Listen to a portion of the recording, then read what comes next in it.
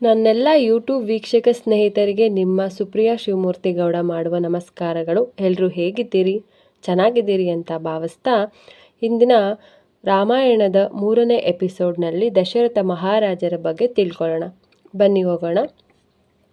ಈ ವಿಶ್ವದಲ್ಲಿ ಮೊಟ್ಟಮೊದಲು ಪಿತಾಮಹನಾದ ಬ್ರಹ್ಮನು ಜನಿಸಿದನು. ಬ್ರಹ್ಮನ ಮಗ ಮಾರೀಚಿ, ಮಾರೀಚಿಯ ಮಗನೇ ಕಶ್ಯಪ. ಕಶ್ಯಪನು ದಕ್ಷನ ಮಗಳಾದ ಅದಿತಿ, ದಿತಿ ಮೊದಲಾದವರನ್ನು ಮದುವೆಯಾದನು. ಅದಿತಿಯಿಂದ ಧಾತೃ, ಮಿತ್ರ, ಆರ್ಯಮ, ಶುಕ್ರ, ವರುಣ, ಅಂಶ, ಭಗ, ವಿವಸ್ವಂತ, ಪುಷ, ಸವಿತೃ, ತ್ವಷ್ಟೃ ಮತ್ತು ವಿಷ್ಣು ಎಂಬ 12 ಪುತ್ರರನ್ನು ಪಡೆದನು. ಅದಿತಿಯ ಮಕ್ಕಳಾದ ಇವರಿಗೆ ಆದಿತ್ಯರೆಂದು ಹೆಸರು. ಈ 12 ಆದಿತ್ಯರಲ್ಲಿ ಒಬ್ಬನಾದ ವಿವಸ್ವಂತನೇ ಸೂರ್ಯ. ಇವನ ಮಗ ಮನು. ವಿವಸ್ವಂತನ ಮಗನಾದ್ದರಿಂದ ಇವನಿಗೆ ವೈವಸ್ವತ ಮನು ಎಂದು ಹೆಸರು. ಈಗ ಇಡೀ ಜಗತ್ತಿನ ರಾಜ್ಯಭಾರ ಮಾಡುತ್ತಿರುವವನು ಇವನು. ಅದಕ್ಕಾಗಿಯೇ ನಮ್ಮ ಕಾಲಖಂಡವನ್ನು ವೈವಸ್ವತ ಮನ್ವಂತರ ಎಂದು ಕರೆಯುತ್ತಾರೆ. ಮನುವಿಗೆ ಇಳ ಎಂಬ ಮಗಳು ಇಕ್ಷ್ವಾಕು ಮೊದಲಾದ 10 ಗಂಡು ಮಕ್ಕಳು ಹುಟ್ಟಿದರು. ಇಕ್ಷ್ವಾಕುವಿನ ವಂಶದಲ್ಲಿ ಕುಕ್ಷಿ, ವಿಕುಕ್ಷಿ, ಪೃಥು, ತ್ರಿಶಂಕು, ಭರತ, ಸಗರ, ದಿಲೀಪ, ಭಗೀರಥ, ಕುಕುತ್ಸ, ರಘು, ಅಂಬರೀಷ, ನಹುಷ, ಯಯಾತಿ, ನಾಭಗ, ಅಜ ಮೊದಲಾದ ರಾಜರು ಆಳಿದರು. ಇಕ್ಷ್ವಾಕು ವಂಶದವರು ಗಂಗಾ ನದಿಯ ಉತ್ತರದಲ್ಲಿ ಕೋಸಲವೆಂಬ ದೊಡ್ಡ ರಾಜ್ಯವನ್ನು ಆಳುತ್ತಿದ್ದರು. ಕೋಸಲದ ರಾಜಧಾನಿ ಅಯೋಧ್ಯೆ. ಪರಮ ಪಾವನವಾದಂತಹ ಗಂಗಾ ನದಿಯ ಉಪನದಿ ಸರಯು. ಈ ಪವಿತ್ರ ಸರಯೂ ನದಿಯ ದಕ್ಷಿಣ ತೀರದಲ್ಲಿ ಅಯೋಧ್ಯ ನಗರವಿತ್ತು. ಇದನ್ನು ಮನು ಚಕ್ರವರ್ತಿಯೇ ಕಟ್ಟಿಸಿದನು. ಇದು 12 ಯೋಜನ ಅಂದರೆ 120 ಮೈಲಿ ಉದ್ದವಾಗಿಯೂ 3 ಯೋಜನ ಅಂದರೆ 30 ಮೈಲಿ ಅಗಲವಾಗಿಯೂ ಇತ್ತು. ಅಯೋಧ್ಯೆಯು ತುಂಬ ಸಮತಲವಾದ ಭೂಮಿಯ ಮೇಲಿತ್ತು. ಈ ನಗರದಲ್ಲಿ 7 ಅಂತಸ್ತಿನಷ್ಟು ಎತ್ತರವಾದ ಕಟ್ಟಡಗಳು, ಅಗಲವಾದ ರಸ್ತೆಗಳು, ಸುಂದರವಾದ ಉದ್ಯಾನವನಗಳು ಇದ್ದವು.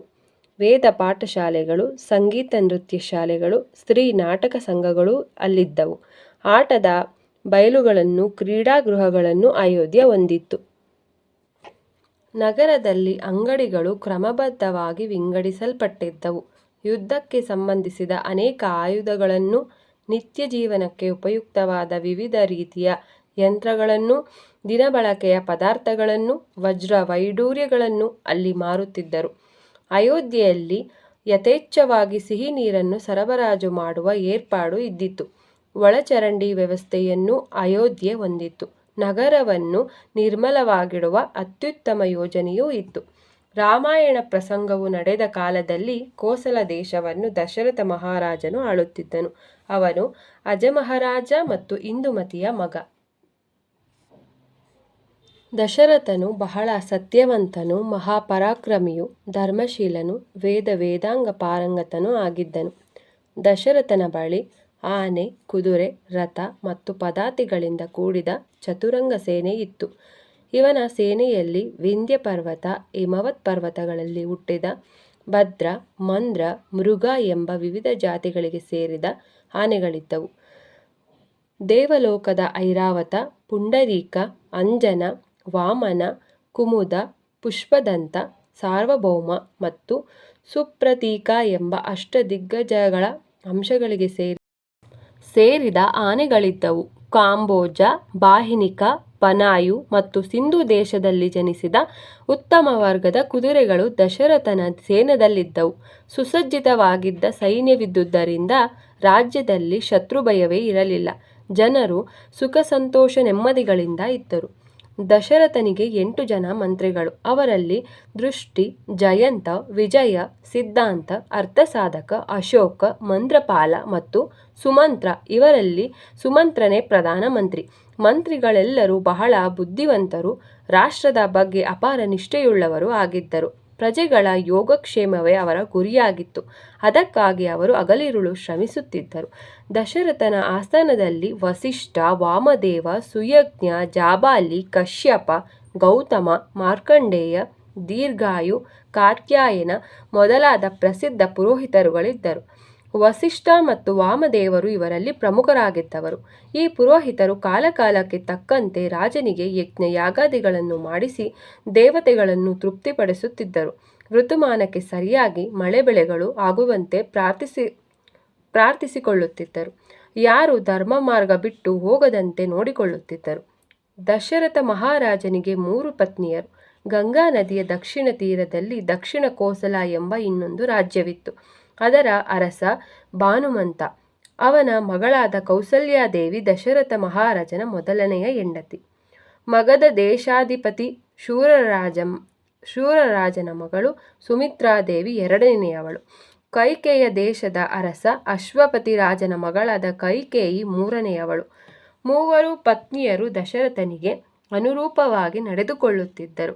ಹೀಗೆ ದಕ್ಷರಾದ ಮಂತ್ರಿಗಳು, ಮಹಾತ್ಮರಾದ ಪುರೋಹಿತರು, ಅನುರೂಪರಾದಂತಹ ಮಡದಿಯರಿಂದ ಕೂಡಿದ ದಶರಥನು ಧರ್ಮದಿಂದ ರಾಜ್ಯವಾಳುತ್ತಿದ್ದನು. ಅವನು ಸ್ವರ್ಗದಲ್ಲಿರುವ ದೇವೇಂದ್ರನಂತೆ ಕಂಗೊಳಿಸುತ್ತಿದ್ದನು. ಕೋಸಲ ರಾಜ್ಯವನ್ನು ಸುಖ ಸಂತೋಷಗಳ ಬೀಡಾಗಿದ್ದವು. ಇಷ್ಟೆಲ್ಲ ಆದರೂ ದಶರಥನಿಗೆ ಒಂದು ಚಿಂತೆ ಮಾತ್ರ ತಪ್ಪಿರಲಿಲ್ಲ. ಅವನಿಗೆ ವಯಸ್ಸಾಗುತ್ತಾ ಬಂದರೂ ಮಕ್ಕಳೇ ಆಗಿರಲಿಲ್ಲ.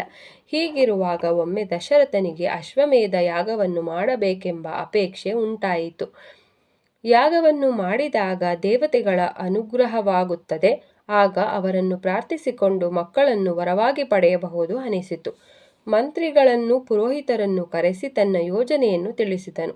ಅವರ ಅಭಿಪ್ರಾಯ ಸಲಹೆಗಳನ್ನು ಕೇಳಿದನು. ಪುರೋಹಿತರಿಗೂ ಮಂತ್ರಿಗಳಿಗೂ ರಾಜನ ಮಾತು ಕೇಳಿ ಬಹಳ ಆನಂದವಾಯಿತು. ಯಾಗ ಯಜ್ಞಾದಿಗಳನ್ನು ಮಾಡುವುದು ಬಹಳ ಒಳ್ಳೆಯದು. ಇದರಿಂದ ಲೋಕದಲ್ಲಿ ಧರ್ಮ ಬೆಳೆಯುತ್ತದೆ, ನಿನ್ನ ಇಚ್ಛೆ ಈಡೇರುತ್ತದೆ, ಮೋಕ್ಷವು ದೊರಕುತ್ತದೆ ಎಂದರು. ಆನಂತರ ಸುಮಂತ್ರನು ಮಹಾರಾಜ ವಿಭಾಂಡಕ ಎಂಬ ಮುನಿಗೆ ವೃಷ್ಯಶೃಂಗನೆಂಬ ಮಗನಿದ್ದಾನೆ. ಅವನು ದೊಡ್ಡ ತಪಸ್ವಿ, ಮಹಾತ್ಮ. ಹಿಂದೆ ಒಮ್ಮೆ ಅಂಗದೇಶದಲ್ಲಿ ಮಳೆಯಾಗದೆ ಭೀಕರವಾದ ಕ್ಷಾಮ ತಲೆದೋರಿತ್ತು. ಆಗ ಅಲ್ಲಿಯ ರಾಜನಾದ ರೋಮಪಾದನು ತನ್ನ ಮಂತ್ರಿಗಳ ಸಲಹೆಯಂತೆ ವೃಷ್ಯಶೃಂಗನ ಆಶ್ರಮಕ್ಕೆ ಹೋಗಿ ಅವನನ್ನು ಪ್ರಾರ್ಥಿಸಿಕೊಂಡು ಅಂಗದೇಶಕ್ಕೆ ಕರೆತಂದನು. ವೃಷ್ಯಶೃಂಗನು ಅಂಗದೇಶದಲ್ಲಿ ಕಾಲಿಟ್ಟ ಕೂಡಲೇ ಅವನ ಮಹಿಮೆಯಿಂದ ಅಂಗದೇಶದಲ್ಲಿ ಧಾರಾಕಾರವಾಗಿ ಮಳೆ ಸುರಿಯಿತು. ದೇಶದ ಕ್ಷಾಮ ನೀಗಿ ಮತ್ತೆ ಸುಭಿಕ್ಷತೆ ಮೂಡಿತು. ರೋಮಪಾದನು ತನ್ನ ಮಗಳಾದ ಶಾಂತೆಯನ್ನು ಅವನಿಗೆ ಕೊಟ್ಟು ವಿವಾಹ ಮಾಡಿ ಅವರನ್ನು ತನ್ನ ರಾಜ್ಯದಲ್ಲೇ ಉಳಿಸಿಕೊಂಡನು. ದಶರಥ ಮಹಾರಾಜ, ನಿನ್ನ ಅಶ್ವಮೇಧ ಯಾಗದ ನೇತೃತ್ವವನ್ನು ಇದೇ ವೃಷ್ಯಶೃಂಗನು ವಹಿಸಲಿ. ನೀನು ಅಂಗದೇಶಕ್ಕೆ ಹೋಗಿ ಆ ಮಹಾಮಹಿಮನನ್ನು ಕರೆದುಕೊಂಡು ಬಾ ಎಂದನು. ದಶರಥನು ಸುಮಂತ್ರನ ಸಲಹೆಯಂತೆ ಅಂಗದೇಶಕ್ಕೆ ಹೋಗಿ ರೋಮಪಾದನನ್ನು ಕಂಡನು. ತಾನು ಅಶ್ವಮೇಧ ಯಾಗ ಮಾಡಲಿರುವುದನ್ನು ತಿಳಿಸಿದನು. ಆಗ ಯಾಗದ ಯಜಮಾನ್ಯ ವಹಿಸುವಂತೆ ವೃಷ್ಯಶೃಂಗನನ್ನು ಪ್ರಾರ್ಥಿಸಿಕೊಂಡನು. ವೃಷ್ಯಶೃಂಗನು ಅದಕ್ಕೆ ಸಂತೋಷದಿಂದ ಒಪ್ಪಿ ತನ್ನ ಪತ್ನಿ ಶಾಂತೆಯೊಡನೆ ಕೂಡಿ ಅಯೋಧ್ಯೆಗೆ ಬಂದನು. ಅಶ್ವಮೇಧ ಯಾಗವನ್ನು ಮಾಡುವ ಸಂಕಲ್ಪಿಸಿರುವಂತಹ ರಾಜನು ಯಾಗಕ್ಕೆ ಮೊದಲು ಸುಂದರವಾದ ಸುಲಕ್ಷಣಗಳುಳ್ಳ ಒಂದು ಕುದುರೆಯನ್ನು ದೇಶ ವಿದೇಶಗಳಲ್ಲಿ ಸಂಚರಿಸಲು ಬಿಡುತ್ತಿದ್ದನು. ಈ ಕುದುರೆಯೇ ಯಜ್ಞಶ್ವ. ಯಜ್ಞಶ್ವದ ಬೆಂಗಾವಲಾಗಿ ಒಂದು ಸೈನ್ಯ ಹೊರಡುತ್ತಿತ್ತು. ಕುದುರೆಯ ಬೇರೆ ಬೇರೆ ದೇಶಗಳಿಗೆ ಹೋದಾಗ ಆ ದೇಶದ ರಾಜರು ಅದನ್ನು ಭಕ್ತಿ ಗೌರವಗಳಿಂದ ಸ್ವಾಗತಿಸಿ ಯಾಗಕ್ಕೆ ತಮ್ಮ ಬೆಂಬಲವನ್ನು ಸೂಚಿಸಿ ಕಪ್ಪ ಕಾಣಿಕೆಯನ್ನು ನೀಡಬೇಕು. ಹಾಗಿಲ್ಲದೆ ಅವರು ಯಜ್ಞಶ್ವವನ್ನು ತಡೆಗಟ್ಟಿದರೆ ಅವರು ಯಾಗ ಮಾಡುವ ರಾಜನನ್ನು ವಿರೋಧಿಸಿದಂತೆ. ಆಗ ಯಾಗ ಕುದುರೆಯ ರಕ್ಷಣೆಗಾಗಿ ಬಂದಿದ್ದ ಸೈನಿಕರು ಅವರೊಡನೆ ಹೋರಾಡಿ ಸೋಲಿಸಿ ಕಪ್ಪ ಕಾಣಿಕೆಯನ್ನು ವಸೂಲು ಮಾಡಿಕೊಳ್ಳಬೇಕು. ಆ ನಂತರವೇ ಅವರು ಯಜ್ಞಶ್ವವನ್ನು ಮುಂದಿನ ದೇಶಕ್ಕೆ ಕರೆದುಕೊಂಡು ಹೋಗಬೇಕು. ಹೀಗೆ ಎಲ್ಲ ದೇಶಗಳಲ್ಲೂ ಸಂಚರಿಸಿ ವಿಶ್ವವಿಜಯಿಗಳಾದವರು ಮಾತ್ರ ಯಾಗವನ್ನು ಮಾಡಬಹುದಾಗಿತ್ತು. ಈ ಸಂಪ್ರದಾಯದಂತೆಯೇ ದಶರಥ ಮಹಾರಾಜನು ಸಹ ಯಜ್ಞಶ್ವವನ್ನು ವಿಜಯಯಾತ್ರೆಗೆ ಬಿಟ್ಟನು. ಇತ್ತ ಸರಯೂ ನದಿಯ ಉತ್ತರ ತೀರದಲ್ಲಿದ್ದ ವಿಶಾಲ ಬಯಲು ಪ್ರದೇಶದಲ್ಲಿ ಯಾಗಶಾಲೆಯ ನಿರ್ಮಾಣ ಪ್ರಾರಂಭವಾಯಿತು. ಯಾಗದ ಉಪಕರಣಗಳನ್ನು ಮಾಡಬಲ್ಲ ಶಿಲ್ಪಿಗಳು, ಚಿತ್ರಕಾರರು, ಬಡಗಿಗಳು ಶ್ರಮವಹಿಸಿ ಕೆಲಸ ಮಾಡತೊಡಗಿದರು. ಎತ್ತರವಾದ ಸ್ಥಳದಲ್ಲಿ ವಿಶಾಲವಾದ ಯಜ್ಞಶಾಲೆಯ ಸೃಷ್ಟಿಯಾಯಿತು. ಅದರ ಸುತ್ತಲೂ ಲಕ್ಷಾಂತರ ಜನರು ಕುಳಿತು ಯಾಗದ ಕಲಾಪಗಳನ್ನು ನೋಡಲು ಅನುಕೂಲವಾಗಿತ್ತು. ಶಿಲ್ಪಿಗಳು ಯೂಪಸ್ತಂಭವನ್ನು ಕಟ್ಟಿದರು. ಶಾಸ್ತ್ರದ ರೀತಿಯಲ್ಲಿ ವೇದಿಕೆಯು ನಿರ್ಮಿಸಿದರು. ಸ್ನೇಹಿತರೆ, ಇದುವರೆಗೂ ದಶರಥ ಮಹಾರಾಜನ ಬಗ್ಗೆ ತಿಳ್ಕೊಂಡ್ವಿ. ಹಾಗೂ ಇಲ್ಲಿ ಅಶ್ವಮೇಧ ಯಾಗದ ಬಗ್ಗೆ ಯಾವ ರೀತಿಯೆಲ್ಲ ನಡೀತು ಅಂತ ವರ್ಣನೆ ಆಗ್ತಾ ಇದೆ.